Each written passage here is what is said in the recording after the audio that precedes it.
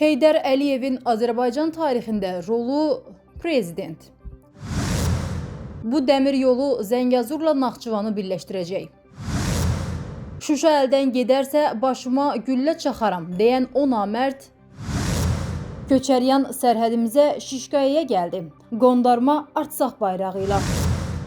Azərbaycana qarşı revanşist düşüncəli şəxslər Nazir.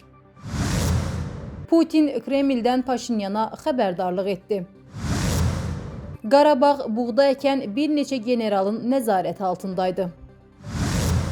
Ulu öndər Heydər Əliyevin Azərbaycan tarixində rolu danılmazdı. Axar TV xəbər verir ki, bu sözləri Prezident İlham Əliyev Zəngilan şəhərində sakinlərlə görüşdə deyib. Ulu öndərin fəaliyyəti nəticəsində Azərbaycan ağır günlərdə öz müstəqilliyini qoruya bilmişdi. Prezident bildirib. Zəngilan nəqliyyat dəhlizinin üzərində yerləşir. Biz Zəngilanı nəinki Azərbaycanın, bölgənin nəqliyyat mərkəzlərindən birinə çevirəcəyik. Axar TV xəbər verir ki, bu barədə Prezident İlham Əliyev Zəngilan şəhərində sakinlərlə görüşdə bildirib. Dəmir yolunun inşa edildiyini xatırladan dövlət başçısı deyib. Yaxın gələcəkdə, bəlkə də bir il yarım bundan sonra Bakıdan Zəngilana dəmir yolu ilə gəlmək mümkün olacaq. Necə ki, bugün Ağdama dəmir yolu ilə gedirlər. Gələn il Xankəndiyə dəmir yolu ilə gedəcəklər. Bu dəmir yolu davam edəcək. Zəngəzur dəhlizi ilə Naxçıvanı birləşdirəcək. O vaxt ölkəmizə rəhbərlik etmiş şəxslər ölkəmizi fəlakətə aparırdılar. Həm torpaqlarımızın işğal altına düşməsi, Şuşanın, Laçının, Kəlbəcərin erməni işğalına məruz qalması, daxili çəkişmələr, özbaşınalıq, anarxiya və o vaxtki hakimiyyətin təxribatçı və xəyanətkar fəaliyyəti nəticəsində vətəndaş müharibəsinin başlanması, gənc müstəqil dövlətimiz olan Azərbaycan faktiki olaraq parçalanma ərəfəsində idi. Axar TV xəbər verir ki, bunu mayın 10-da Prezident İlham Əliyev Zəngilan şəhərindəki ilk yaşayış kompleksinə köçən ailələrlə görüşündə deyib.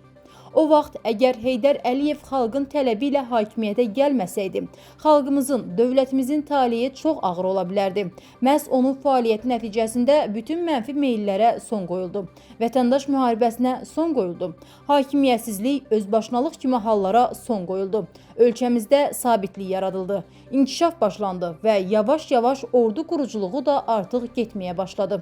Onun Azərbaycana gəlməsindən əvvəl faktiki olaraq nizami ordumuz yox idi və 1-ci Qarabağ müharibəsindəki məğlubiyyətimiz məhz buna görə idi. O vaxt ordumuza rəhbərlik edən şəxslər nəinki hərbi peşə nədir onu bilmirdilər. Hətta onların xəyanətkar fəaliyyəti nəticəsində torpaqlarımız işğal altında düşmüşdü.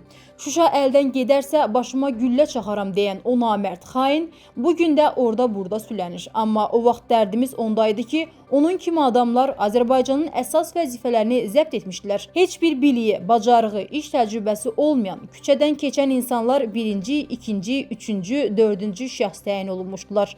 Ordumuz faktiki olaraq quldurların əlində idi. Prezident vurğulayıb.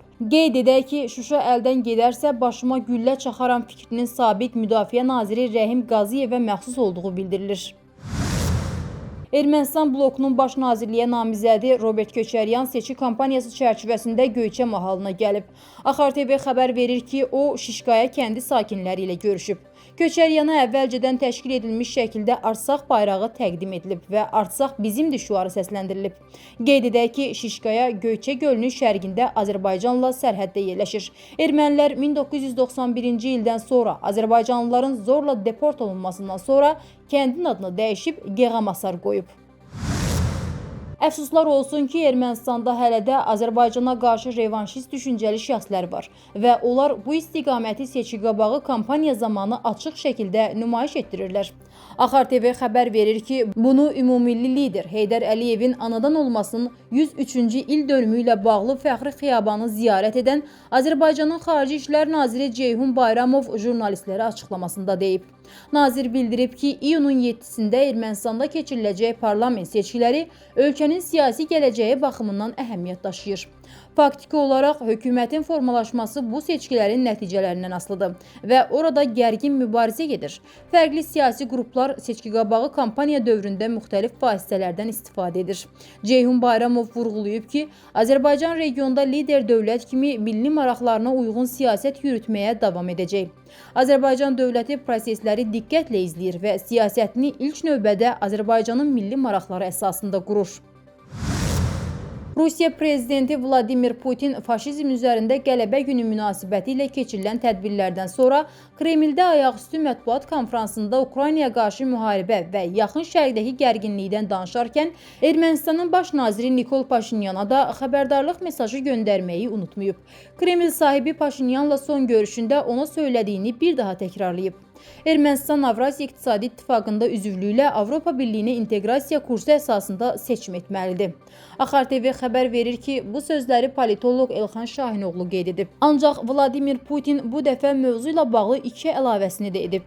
Birincisi, Rusiya prezidentinin sözlərinə görə İrəvan Avropa istiqamətini seçəcəyi təqdirdə Rusiya ilə yumşaq və mədəni ayrılıq baş verəcək. İkincisi, Putin Paşinyana Ermənistanın Avropa inteqrasiyası məsələsi ilə bağlı referendum keçirməyi təklif edib. Putin bunları deyərkən erməni cəmiyyətinə də mesaj göndərib. Ermənistan Avrasiya İqtisadi İttifaqında ciddi üstünlüklər əldə edib. Yəni Putin erməni cəmiyyətini xəbərdar edib ki, Paşinyan referendum keçirərsə və ermənilər Avropa Birliyinə inteqrasiya kursuna üstünlük verərlərsə, itirəcəkləri olacaq. Putin bunu açıq deməsə də, Rusiyanın Ermənistana satdığı qazın qiymətini qaldıracağını da nəzərdə tutub. Nikol Paşinyan parlament seçkilərində qələbə qazanarsa ilk növbədə konstitusiyanı dəyişdirib Azərbaycanla sülh sazişi imzalamaq və Türkiyə ilə sərhədin açılmasını və bu ölkə ilə ticarətin başlamasını təmin etməyə çalışacaq.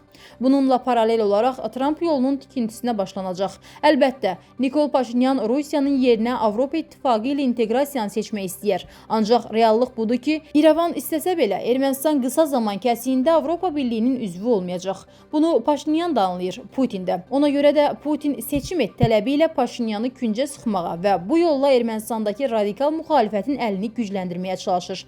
Politoloq vurğulayıb. Hazırda seçki kampaniyası aparırıq və bütün bəyanatları və detalları izləməyə vaxtımız yoxdur. Amma Ermənistanın Avrasiya İqtisadi İttifaqı və Avropa Birliyi arasında seçim etməli olduğu vaxt gələndə əlbəttə ki, biz bunu edəcəyik. Axar TV xəbər verir ki, bunu Ermənistan Xarici İşlər Naziri Ararat Mirzoyan deyib. Burada yeni bir şey yoxdur. Hazırda biz Avrasiya İqtisadi İttifaqının üzvüyük və ittifaq daxilində fəaliyyətimizi davam etdiririk. Ermənistan xalqının Avropa istəklərinin olduğu da sir deyil. Vaxtı gələndə isə qərar verəcəyik, Mirzoyan bildirib.